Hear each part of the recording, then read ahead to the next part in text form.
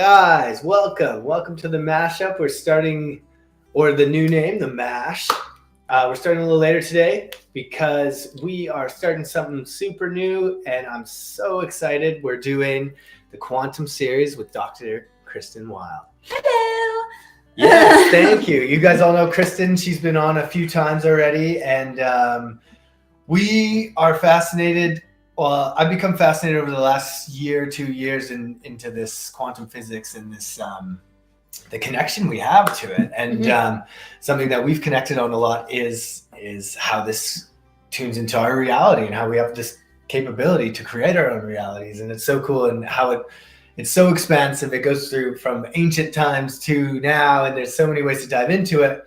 But what we thought would be really cool is to do episode once a month where we chat about the quantum, and starting with the basics, and then see where we go from there. And we start to explore and get your guys' takes, and we all jump into the field together. So thank you for being here. I am so glad to be here. It's one of those things I'm like, okay, where are we going to start on this? Because it's so expansive. And I've been studying, quantum mechanics, quantum physics. They're essentially the same thing.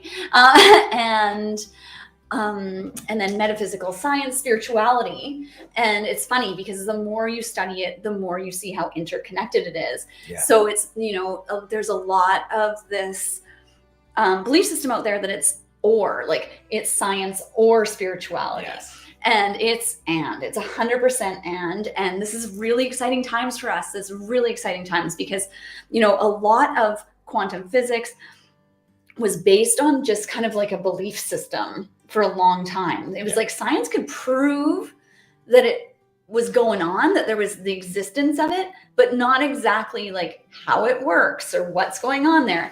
And now with all of these advancements in technology, we're actually seeing like some concrete and profound evidence. Yes, so profound. It's mind-blowing how fast it's coming too now. It just feels like there's been this, and now it's just like flooding at us. Well, it's like anything. It's that exponential curve, right? It seems like nothing's happening for a really long time, and then all of a sudden it's like it's just, and now we're in that stage where it's like going straight up, and it's almost like singularity because we're gaining so much information so fast. Yeah. It's like every day is going through a new adventure in reality. Yeah. Well, I actually have a friend who's got an interesting take on this, where the poles are shifting. And every time they shift through, they're shifting more and more, and hence this field is getting a little bit weaker through our planet, and that field that our planet creates that has protected us in a sense from the quantum, but not that it's a bad thing, but it's also made it a bit.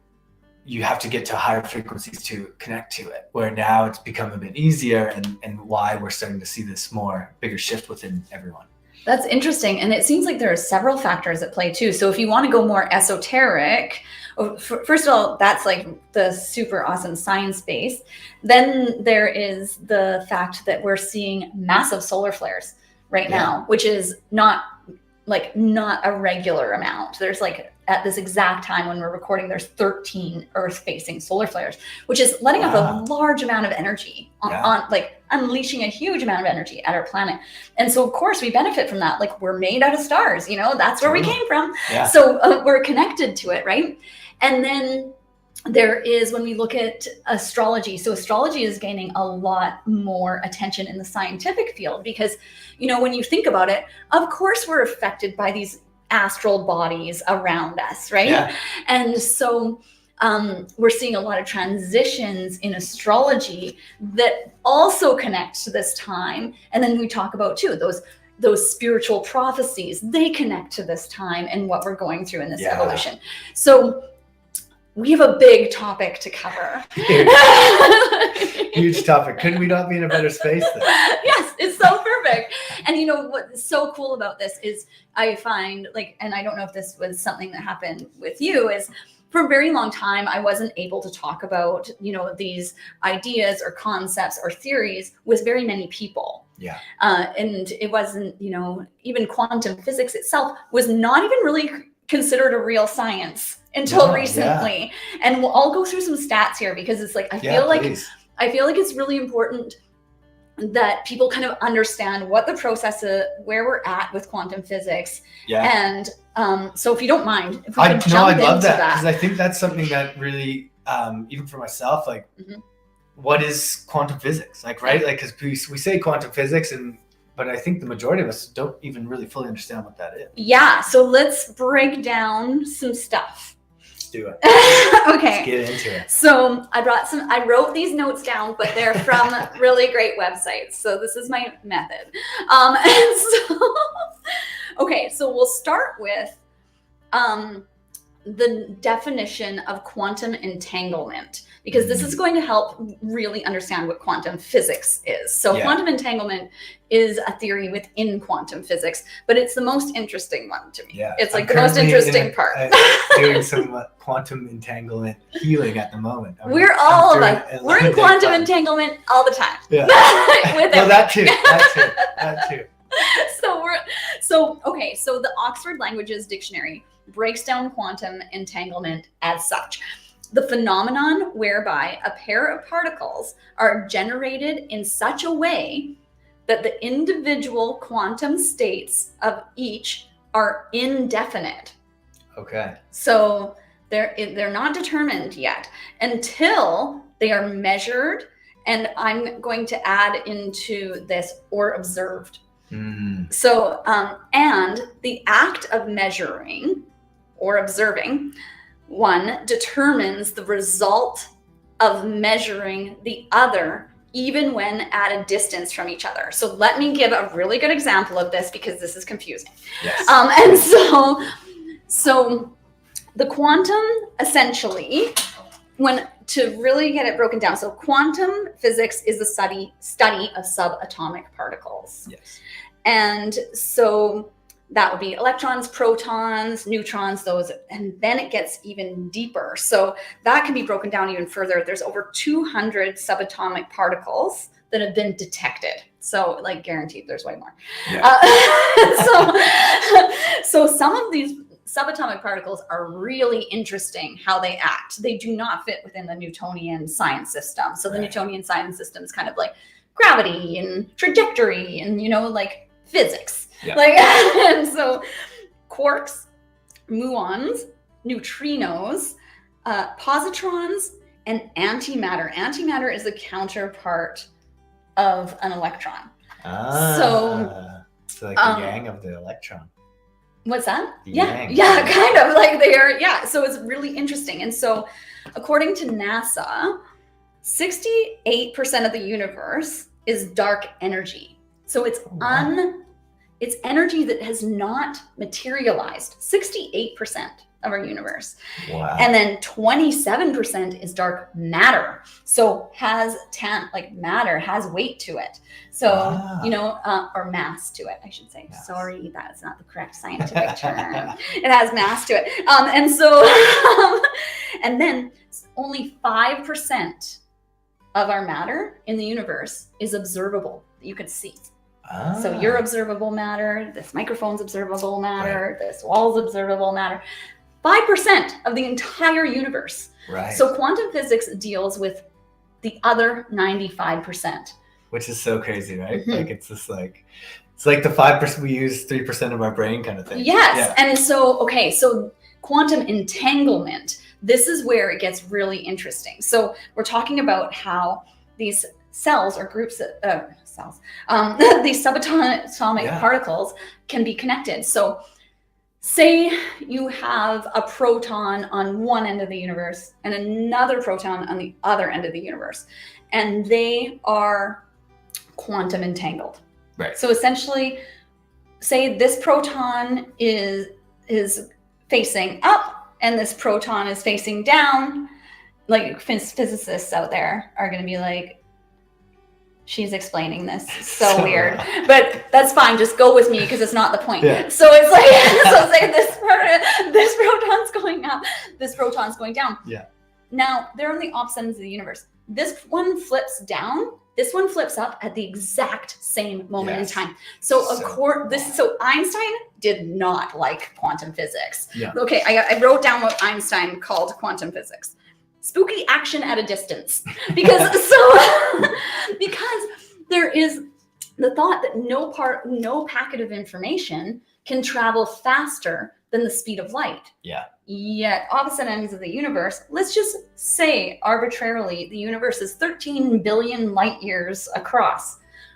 Well, it should take 13 billion light years for this particle to affect that particle. Yeah. And yet It's there's happening no instantaneously. time and no distance Yeah. required for the information to travel. So Right. that is the quantum. Yes. And wildly too, the quantum entanglement, right? And how this relates to our experience. Mhm. Like I've learned recently, like, because HeartMath does some cool stuff on this, Mhm. when they were proving that the DNA was reacting before the screen was actually showing a picture that was scary. So the person was reading it through their field before Yeah. their brain was even getting it. Yes. And the DNA was reacting, then they were getting the reaction. It's so So it's, cool. like, That's really in Greg Braden's book, Divine Matrix. Yes. So that was a really cool experiment. And I think it was actually the US military that did that experiment, didn't they?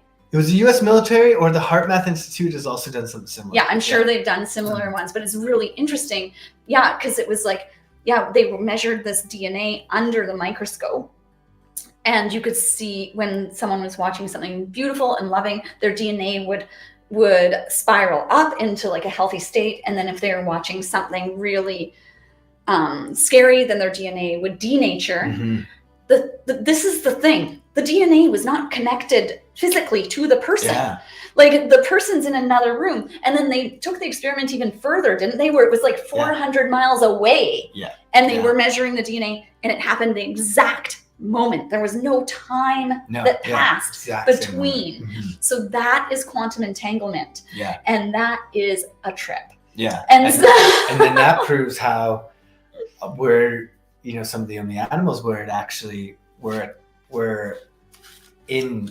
tied into this, Mhm. right? Where that's happening to these particles, but that's happening within our cellular being, right? Mhm. Like, so then it's like, yeah, because it's like, okay, so now these things, so then that brings us kind of to like, how do things come manifest into reality? Well, now this makes sense, because here we are starting to understand is like matter can exist and not be quite visible yet, and how the law of attraction works. So this helps connect the two in their understanding. So just like as a few more just from the science realm not at all. This is going to be one of those conversations. We're going to end up going like in all kinds of different directions and circles, because we're all pioneers in this experience, and some people have got it dialed in more than others. 3 scientists in particular. And so Alan Aspect, John F. Clauser, and Anton Zeilinger. I could have pronounced that totally wrong. Anyway, these 3 gentlemen, scientists, won the 2022 Nobel Prize in Physics. So they are turning quantum theory, which was until recently just a theory, like a scientific theory, that most physicists and many physicists were like, nah, that's dumb. But these 3 scientists didn't think so. So they've spent multiple years, as scientists do, working on other scientists' theories and then progressing them further. So they've turned a lot of this theory into practical applications for quantum computing and technology. So this is all emerging. Yes. Wow. So this is really interesting. And it's actually really sparked a lot for me, because, I'm like, how do I explain this to people? Because it's one of those things, it's like, it's almost embodied. It's this felt experience. Like you can feel the reality of it, but how do you explain it in practical terms? I think that's the biggest trick, right? And and that's the caveat with it as well, is you connect through feeling, mm-hmm. but how do you explain what you're feeling and what you're, right? Other than just being it. Yeah. So this is where we're really coming into. So I have a working theory in how to kind of relate quantum physics, the quantum field, to something that's concrete in our reality. And this isn't something that we could really explain up until now because it didn't exist. So when we look at, Neville Goddard would talk about things like this, and who else? There was quite a few, I'm like, cannot remember in this moment, but would talk about the law of attraction and how it, and from a very either religious lens, spiritual lens, because there wasn't anything tangible in the real world to connect it to, but there has been something created in the real world we can connect it to, and that is the computer. So I thought you were going to say money. Interesting, though. Money is that transfer of energy. Yeah. And like, what's that one, like you had Dr. Joe Vitale and a few ones that there's that Netflix special or whatever a few years ago. I think but it wasn't seemed to the secret law of attraction or whatever. Yes. Yeah. Okay. So work with me on this one because this is a working theory. Yeah. And I would love your feedback. So this is what I feel so far about how this works in how we can relate it to a computer so that it kind of gives us just like this tangible way to look at it. So we have the hardware of the computer, right? So that's the actual like drives, and I'm going to say, oh my gosh, computer scientists are going to be like, girl.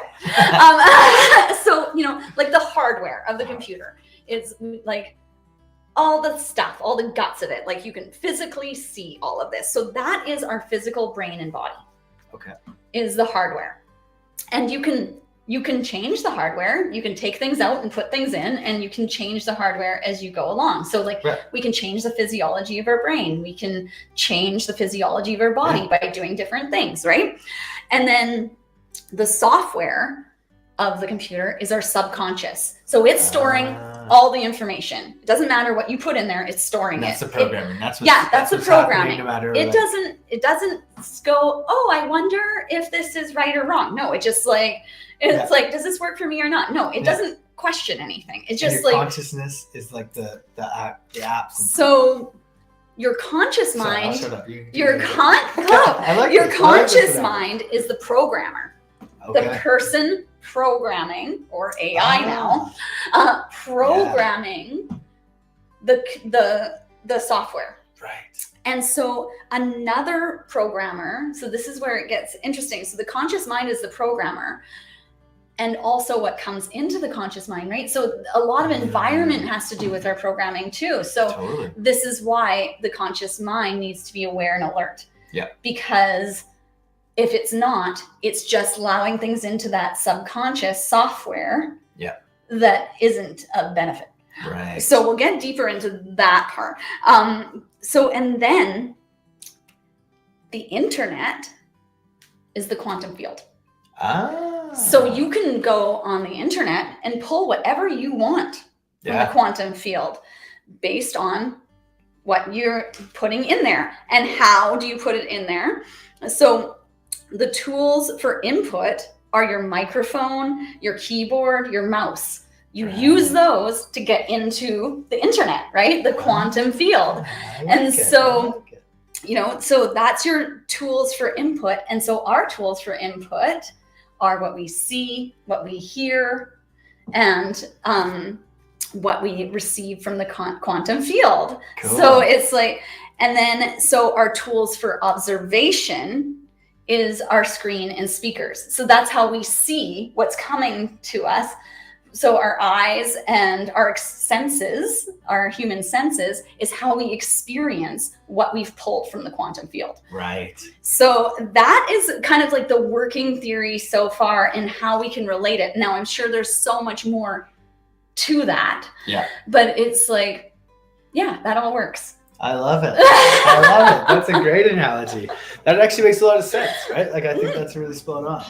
Yeah. Because you have this ability, and then what you're really too is when you're tuning into this quantum, then you're also having to upgrade your programming, figure out like what's actually going on and how, and then as it just becomes a practice almost. Yeah. And so it's like all of these parts are important. Like you want to keep the body healthy so that it can have the experience in the best way possible, right? Yeah. You want to like be upgrading that hardware constantly. Yeah. And another part about it is like what really matters is the programmer.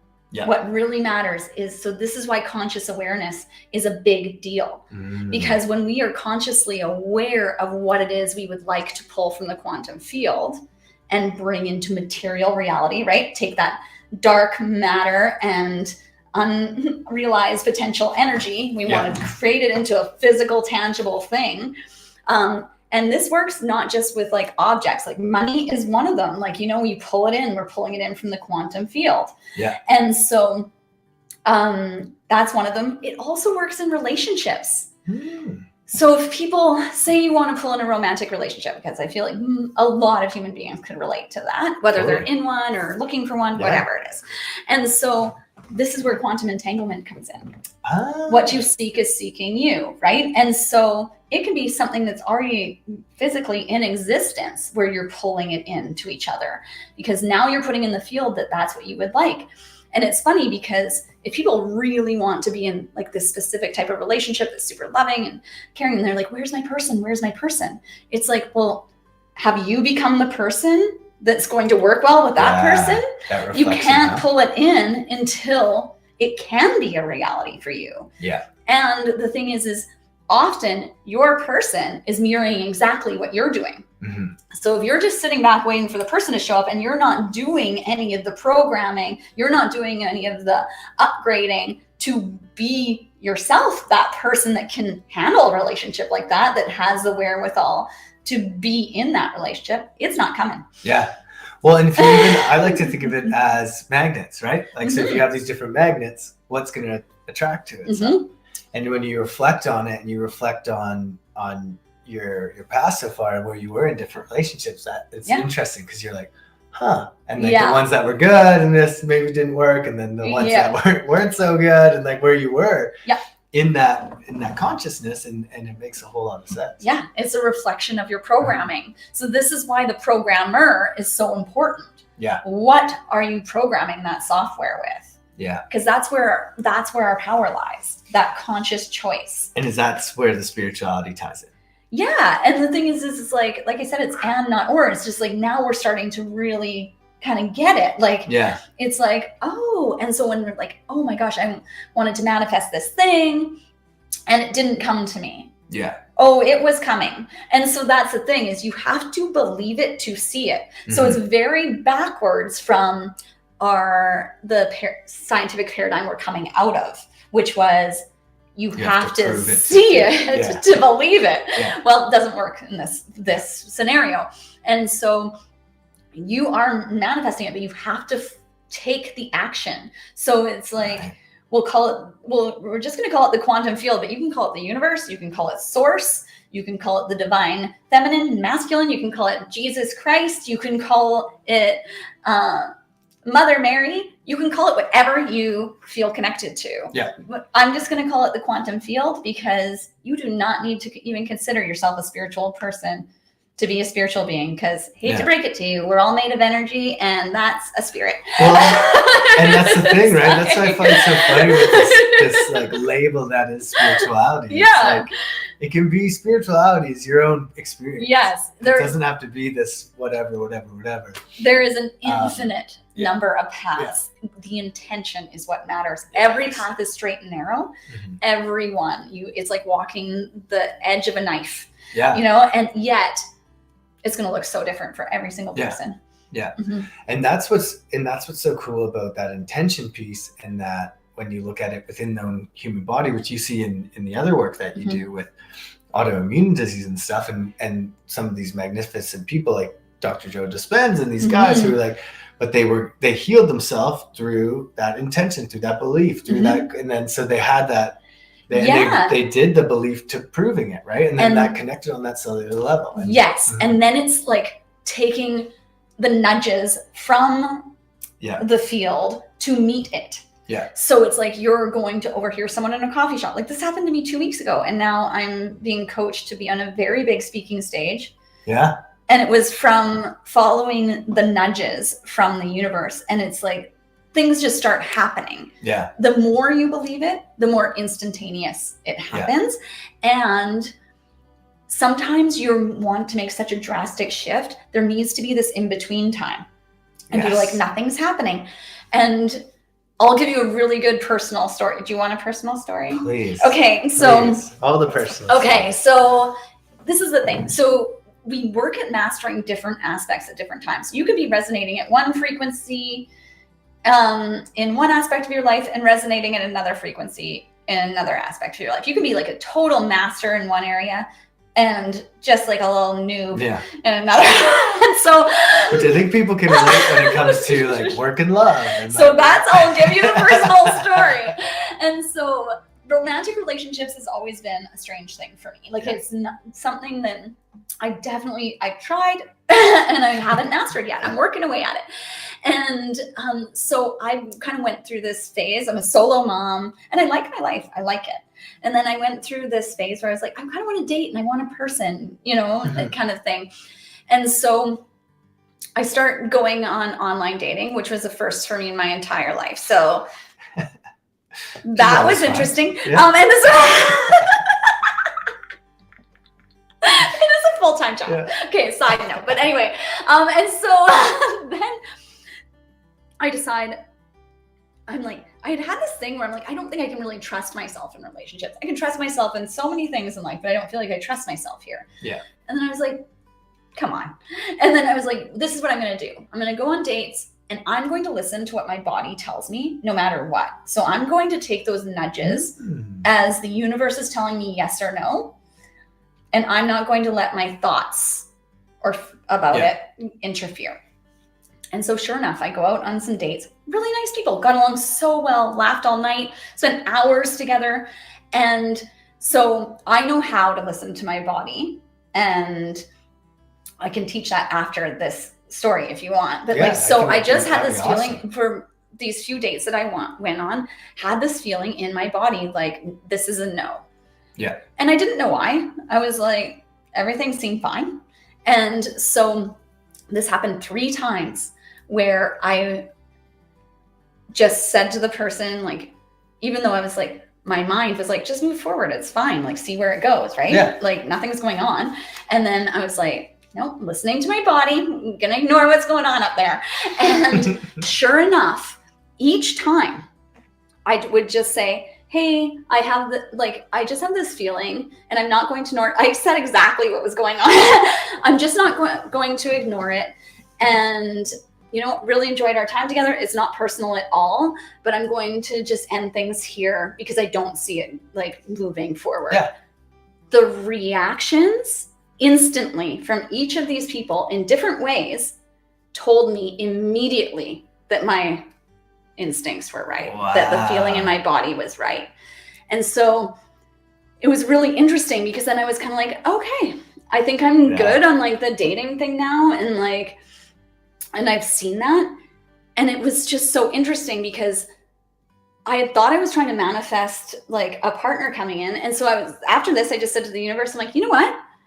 If you want me to be in a partnership and you think that's for the highest good, then you can bring them my way because you know exactly where I'm at, where I'm resonating. Yeah. You bring them in. And in the meantime, I'm having an amazing time. Yeah. And so through all that experience, I got to discover I love my life how it is. Mm-hmm. And I'm open to something new, something different, something more, and that would only add to it. Yeah. But how it is right now and in this experience, I love it.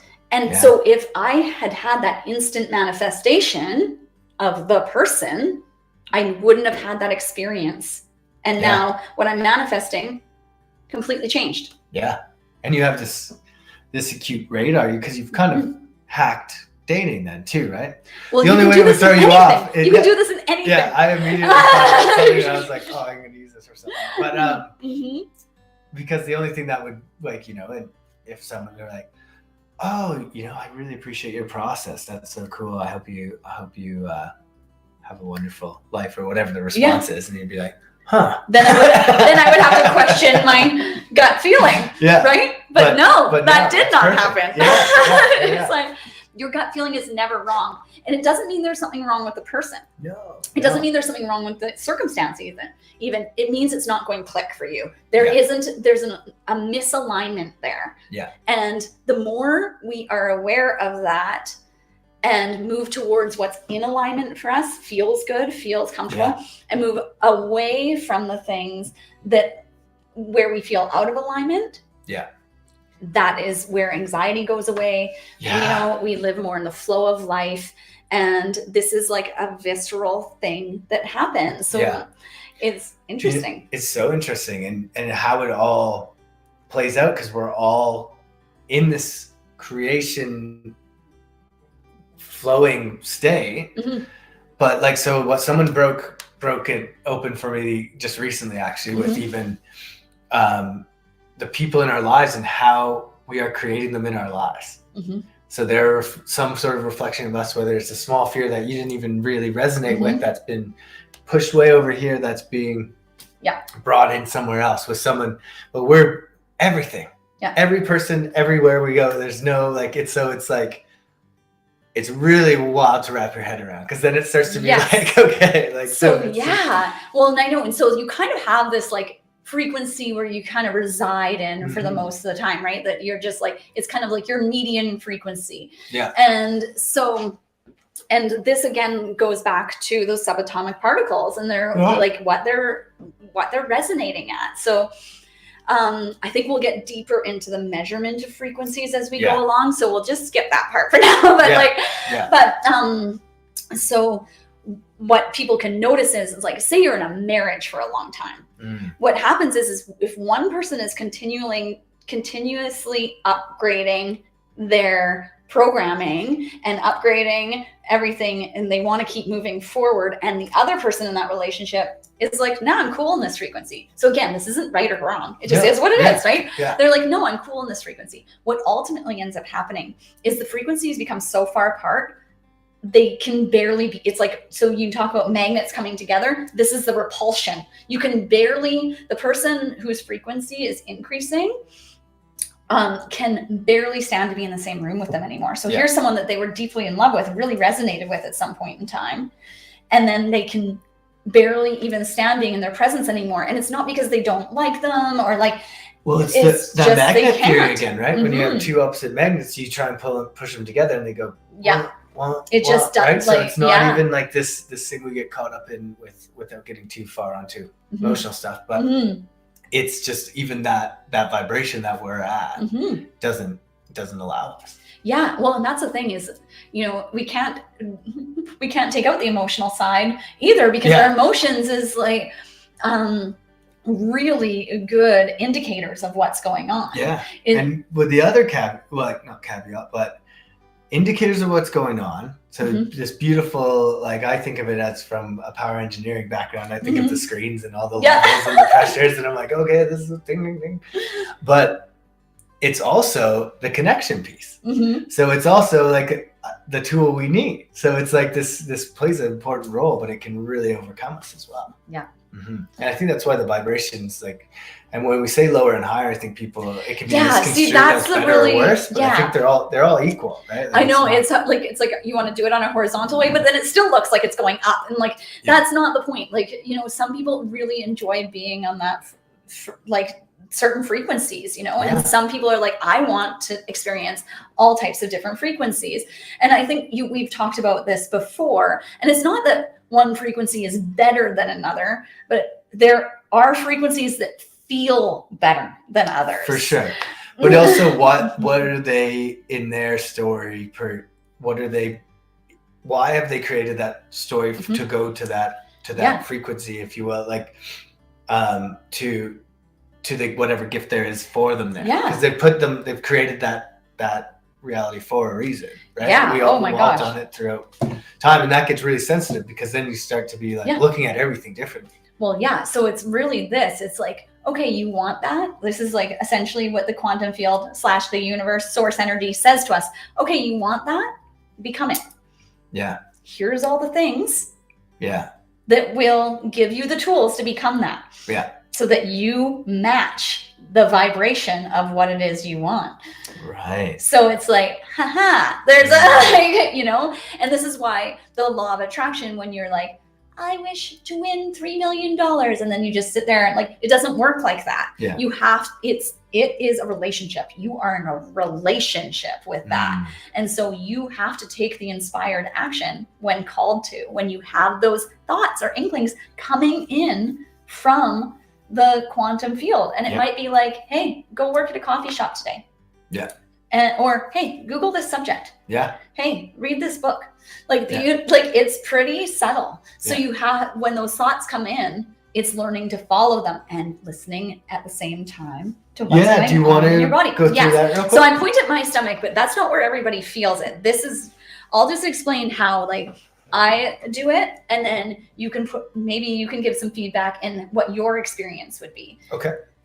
Super easy technique. So just to give some like forefront of why this works physically is we have like a nervous system. We also have fascia or fascia, whatever people want to call it. And these are these like amazing systems. We think about our brain. We have brains all over our body. And we just think thoughts come from here.